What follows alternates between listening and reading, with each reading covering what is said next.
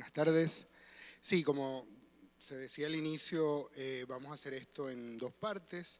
Mi colega Mario Sánchez va a hacer la segunda parte. Yo voy a tomar unos 10 minutos solo para describir un poco desde la perspectiva de la neuropsicología el tema de la disfunción ejecutiva y cómo la medimos desde la neurociencia cognitiva, desde la neuropsicología clínica, para que entonces mi colega Mario Sánchez nos presente una guía semiológica de valoración de este disfuncionamiento ejecutivo.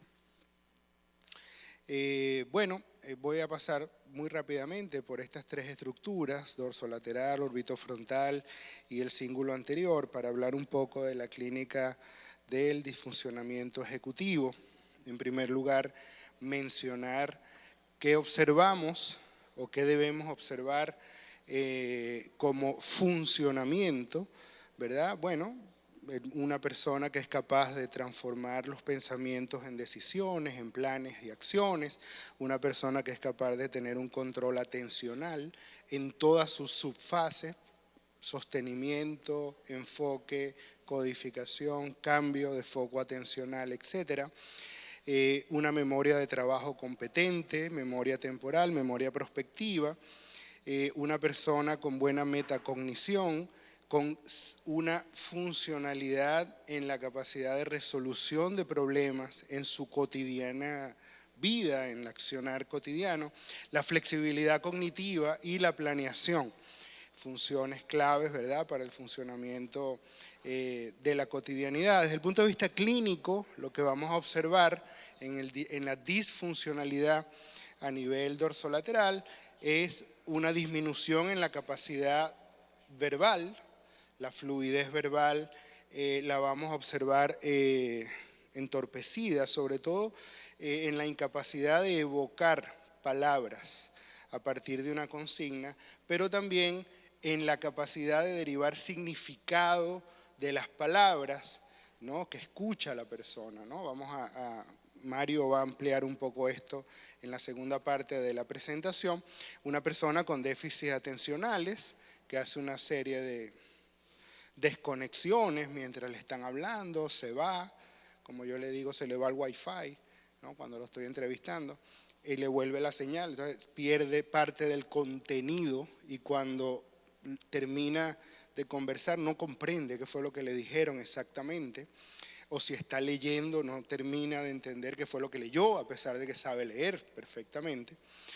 Un pensamiento desordenado, hiperabundante y desordenado, que no le abandona, que no se apaga, que no cesa, y lo que denominamos un trastorno pseudodepresivo, es decir, síntomas similares a los de una depresión, que no son una depresión, pero que está cargado de pensamientos angustiantes, de pensamientos negativos, que no le abandonan, que la persona siente que no puede parar, que simplemente son pensamientos que llegan y llegan y llegan y llegan y le alteran el sueño, le alteran la vida cotidiana.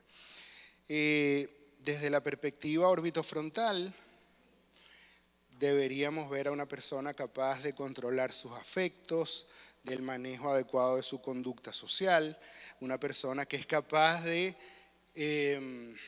ejecutar un comportamiento cónsono con el contexto donde se encuentra, ¿no? O sea, que si estamos acá, pues yo debo exhibir un comportamiento cónsono con el auditorio donde estoy, pero si estoy en la piscina, pues debo exhibir un comportamiento más adecuado de alguien que está en una piscina.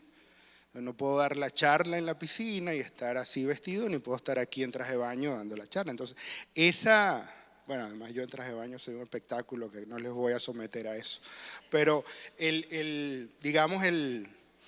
esa capacidad de desarrollar un comportamiento adecuado al contexto es fundamental en este caso, y obviamente todo el tema del juicio moral, los valores y la inhibición funcional de las emociones positivas y negativas.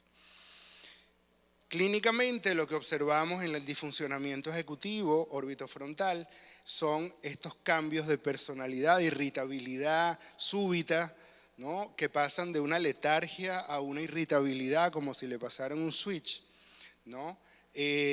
Personas que son hiperemotivas, ¿no? Que pueden ponerse a llorar por una película que vieron de repente o porque vieron algo en la calle, ven un perrito y entonces no pueden parar de llorar, se conmueven muy fácilmente, son reacciones emocionales a veces descontextualizadas o muy exageradas.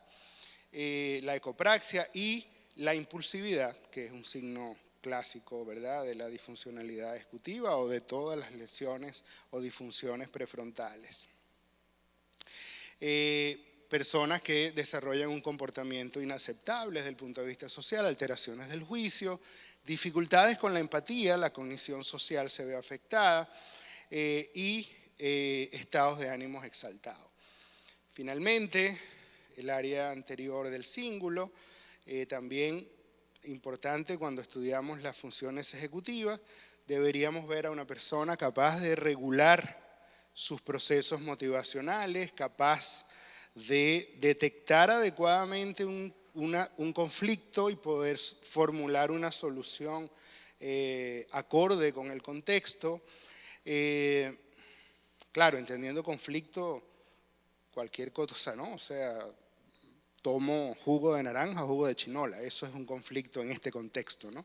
Pero esta persona no puede tomar la decisión, cuando tiene disfuncionalidad no logra resolver eso. Y la regulación de sus emociones, ¿no?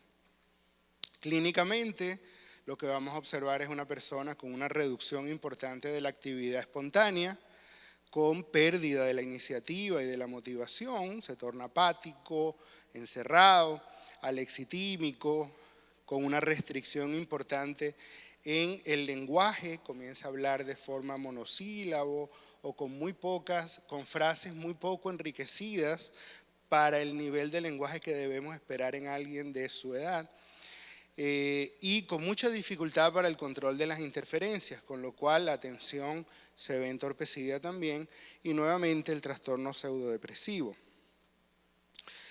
Desde la neuropsicología entonces utilizamos algunos instrumentos para la medición de estas funciones ejecutivas. Voy a mencionar estos 5 solamente por razones de tiempo y porque eventualmente quizás son los principales.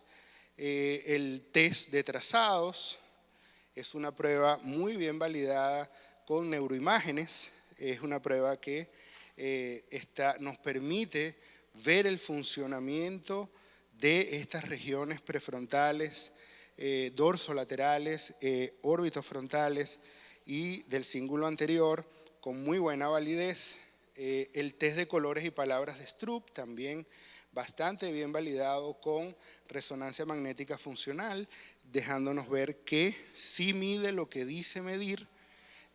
Igualmente el test de clasificación de tarjetas de Wisconsin, también muy bien validado con neuroimágenes hoy día. Y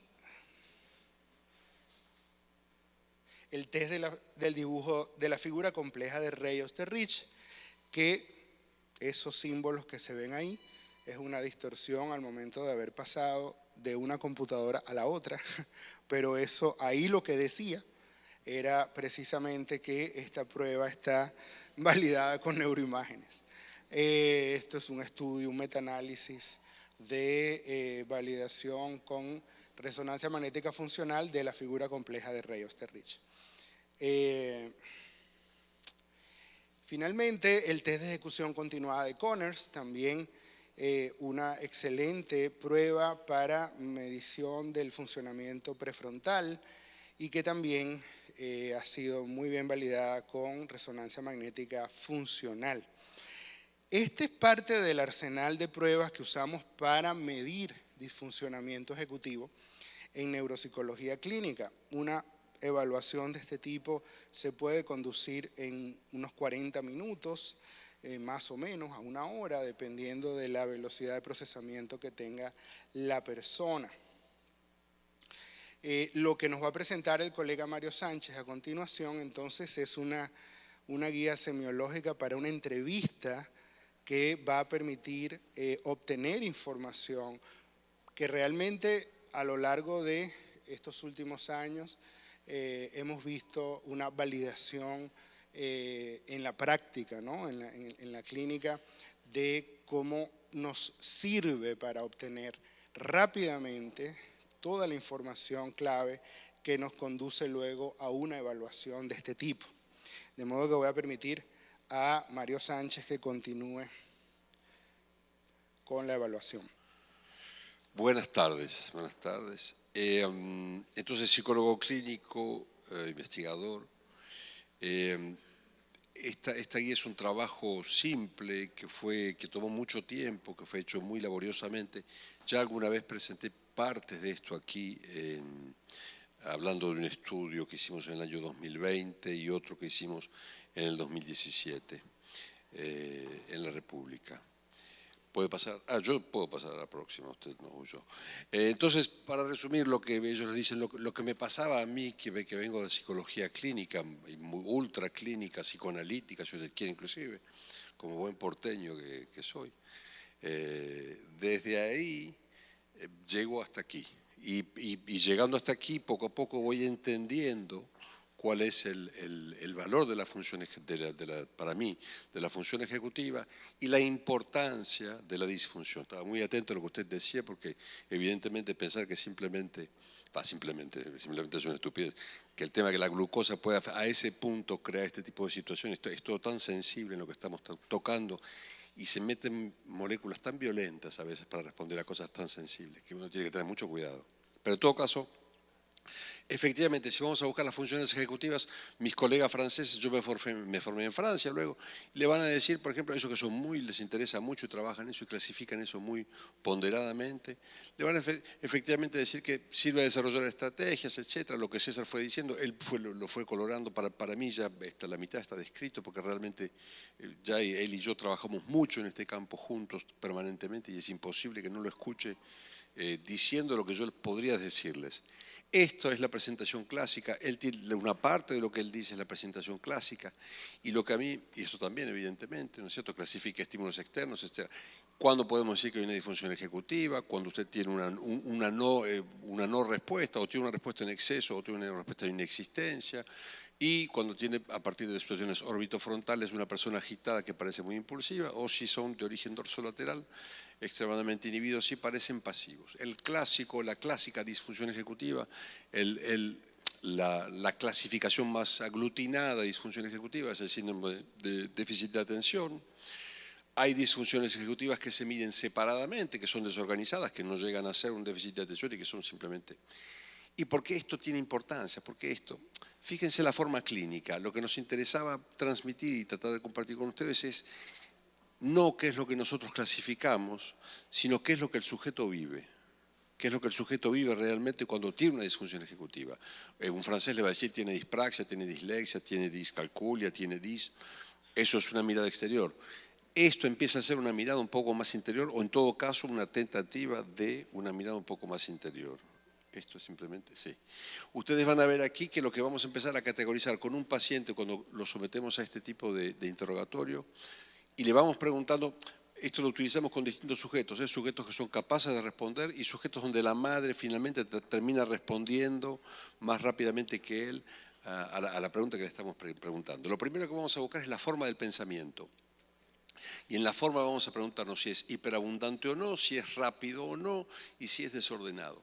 Esas tres coordenadas, con eso usted tiene, si el tipo le dice que tiene un pensamiento demasiado rápido, demasiado abultado y que se desordena, que salta, efectivamente, sigo lo que usted decía con el Coquelin, por ejemplo, y efectivamente yo encuentro lo mismo, permanentemente tengo esto. Hay otros índices, puedo buscar un poco la memoria de trabajo haciéndole pruebas como si -7, -7 más 7, puedo ir más allá y preguntarle si piensa más bien en imágenes o más bien en palabras, y ya empiezo a entrar en un terreno mucho más fino, porque como ustedes lo saben, un ser humano que funciona más o menos bien durante el día, por poco que tenga 8, 9, 10, 12, 15 años o más, tiene que pensar en palabras. Si sigue pensando en imágenes es porque algo está invadiendo. Las imágenes tendrían que aparecer cuando él duerme y no cuando está despierto. Entonces la invasión de la imagen es clásico de esta disfunción ejecutiva. Si sigo viendo cómo, por ejemplo, con respecto al ánimo, efectivamente tenemos aquí un primer indicio que va a decir que el pensamiento en tanto que tal puede ser negativo, pero que antes de eso puede ser hipercrítico, hacia el mismo o hacia los demás. El angustiante, el ansioso. Y aquí empiezan disfunciones que son más particularmente, digamos, vamos a decir, más cargadas de neurología pura. La disfasia, la ausencia no en el sentido de la ausencia típica, sino como una especie de microausencia donde realmente se desconecta y se va a blanco, tiene la sensación de perderse en el discurso y de salir de la conexión que tiene con el sentido, que es lo mismo que vemos aquí, en lo que llamamos ahí brutalmente, rápidamente disfasia, pero que se describe al participante, se le pregunta si cuando está tratando de escuchar a una persona que está hablando como yo delante de varias, si cuando está tratando de escuchar no le sucede que en realidad se despega de la significación de lo que se está diciendo. Escucha las palabras, pero la significación empieza a írsele de las manos y aunque quiera acercarse, no puede. En cambio, la ausencia, lo que calificamos como ausencia aquí en este cuestionario, es más bien una persona a la cual le vamos a preguntar si le pasa de quedarse absorta y efectivamente varias veces por día estar como en un limbo medio blanco, del cual vuelve rápidamente, y no una ausencia que no puede controlar, de la cual no puede volver para nada. Los barrages son bloqueos es quedarse pegado a una palabra mientras el otro sigue hablando y quedarse como dando vueltas y no poder engancharla hasta que se vuelva a enganchar. Y lo que se llama el segundo discurso es la intromisión del propio pensamiento, imágenes, canciones, cuando uno trata de concentrarse en algo. Y la dificultad de emisión, la dificultad a poder ordenar los pensamientos y emitir frases concretas. Estamos hablando en general de pacientes que han tenido previamente una certificación en la mayor parte de los casos de no ser epilépticos. Tienen electroencefalogramas que son normales, no tienen problemas por ese lado, o al menos en todo caso no significativos al electroencefalograma. Cuando vamos a buscar cómo les pasa, cómo funciona el ánimo, el P es por pensamiento, el A es por ánimo, este ánimo del cual estamos hablando, en realidad es una lámina en la cual estamos hablando de neurofisiología. Si en la primera hablábamos de cómo es el curso del pensamiento de la persona que estamos viendo, en la segunda estamos hablando de cómo efectivamente puede estar inundado de hiperemotividad. De si alguna vez tuvo una sensación aquí en el medio del plexus de opresión que no era cardíaca, pero que parecía cardíaca y que curiosamente se iba y venía sin ningún tipo de razón. Si tiene alucinaciones anestésicas, mayoritariamente de la gente que cuando se va a acostar, tiene la sensación de que hay alguien en la habitación que está mirando una presencia en una esquina, una presencia simplemente. No llega muy a menudo, la gran mayor parte del tiempo no llega a ser ni olfativa ni mucho más, es simplemente escópica, se sienten mirados, se sienten observados. Los cambios de ánimo, que son muy habituales, con efectivamente, como lo decía César, momentos de caída, de depresión, y efectivamente el paralelo con la parte psiquiátrica, como lo veremos, efectivamente es muy remarcable.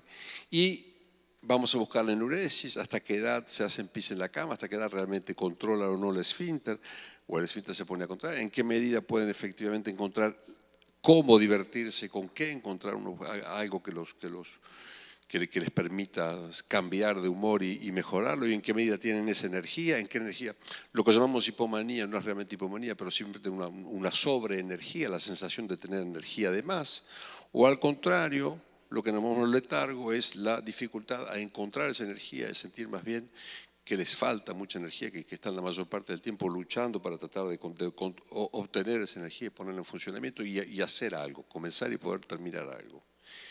En el contacto con los demás, la timidez o la introversión, la impaciencia, la irritabilidad, el encerramiento. Si usted va a buscar, por ejemplo, en todo lo que es neurodesarrollo, y vamos a ver de quién estamos hablando, quién define esto, dónde se encuentra esta carne.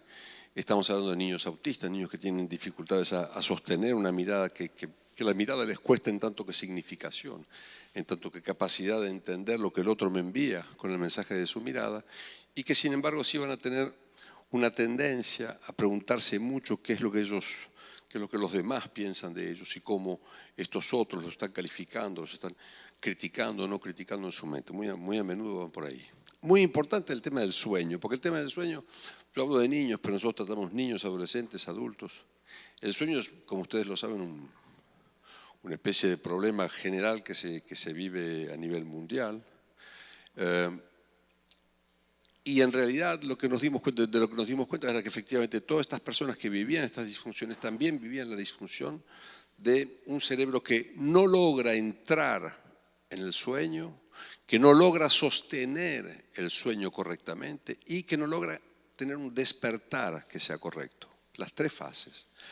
Esta fase, que es la fase, aquella en la cual normalmente tendría que quitar el mundo de las palabras para entrar en el mundo de las imágenes, esta inducción es difícil muy a menudo.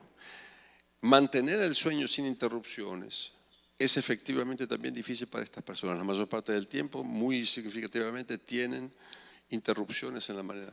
Luego pueden tener hipersomnia o pueden tener un sueño muy corto, pueden tener un sueño normal y profundo, o al contrario, un sueño ligero del cual el extremo es la sensación de estar pensando mientras leen, mientras duermen. Siguen pensando mientras duermen. El despertar muy a menudo es un despertar cansado, donde les cuesta salir de la cama, les cuesta salir del sueño, o se pueden despertar muy fácilmente de mal humor. Y luego en los sueños aparece un tema que es el tema del realismo. El realismo que cuando uno lo pregunta espontáneamente, ellos contestan sin dudar. Los que empiezan a preguntar, ¿y qué quiere decir con eso? Ya es porque no les pasa realmente. Y el realismo es esta sensación que puede ir desde simplemente realmente pasó y tengo que haber tenido la sensación de haber vivido lo que luego se dio cuenta que estaba simplemente imaginando en su sueño, y que de los cuales los temas muy clásicamente son pesadillas, persecuciones, peleas, tensiones, cuchillos, sangre, muertos, volar por los aires y caer en el vacío. Esta entrevista tiene una calificación, pero lo que más me interesa compartir con ustedes es dónde yo encuentro esto. Yo encuentro esto efectivamente en gente que tiene ADHD y que califica para todo eso muy ampliamente, que sea eso o que sea una disfunción ejecutiva desorganizada. Eso se encuentra en casi todos los casos de adicción. Ustedes van a buscar cualquier caso de adicción, le hacen pasar ese cuestionario y ustedes van a encontrar en toda esa gente, en un gran número, estoy hablando de por encima del 70%, todas esas casillas llenas de sí. Eso se encuentra a nivel de los feminicidas muy a menudo, porque se encuentran disfunciones ejecutivas que una colega que trabaja con nosotros en IDESIP, que se llama Gloriana Montaz, ya puso en evidencia hace un par de años.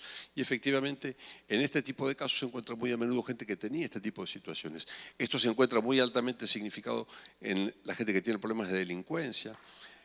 La disfunción ejecutiva atraviesa el autismo, atraviesa el síndrome de Down, atraviesa las parálisis cerebrales, muy remarcablemente, pero muy remarcablemente, muy fuertemente. Y efectivamente, como lo decía César, vuelvo a lo que decía hace un rato, el tema de la depresión, el tema de la ansiedad, el tema de la crisis de pánico están efectivamente muy ligados a esta misma sintomatología. Evidentemente, probablemente hay alguna que tenga un origen psiquiátrico, pero sí hay una que en todo caso sale de esta. Las preguntas que tenemos hoy y que compartimos con ustedes, que son seguramente el objeto de lo que va a seguir siendo la investigación para nosotros, es el término de trastorno del neurodesarrollo. Si lo definimos desde este punto de vista, tenemos que pensarlo como una interrupción pasajera o permanente en la evolución neuronal. Esto es, si yo pienso que todo esto es una evolución y yo pienso que mi paciente de 18 años está más complejo que mi paciente de 3 años, el trastorno del neurodesarrollo, ¿en qué medida quiere decir algo más que simplemente una definición y en qué medida lleva consecuencia? Luego, esta capacidad del sujeto que puedo tener con respecto a mantener el lazo con la significación. Ustedes están escuchando, si me están escuchando todavía, lo que estoy diciendo, no escuchan las palabras. No tienen ninguna relación casi con las palabras, tienen una relación con la significación. Estos sujetos que se encuentran colgados y que tienen todas estas situaciones están descolgados la mayor parte del tiempo de la significación. El déficit de atención no es un problema de atención, es la capacidad o no de seguir conectado con la significación pura, no con las palabras se entienden. ¿Cómo eso lo vamos a poder poner más concretamente? Otra lucha que es más bien casi social entre la palabra y la imagen. Y luego, acerca de la disfunción ejecutiva en tanto que tal, que aprendí a querer gracias a mi amigo César, como signo clínico de una ineficiencia neuroplástica que va a bloquear algo más concretamente. Es una pregunta que me estoy haciendo y que todavía no hemos respondido. Muchas gracias por su atención, muy amable.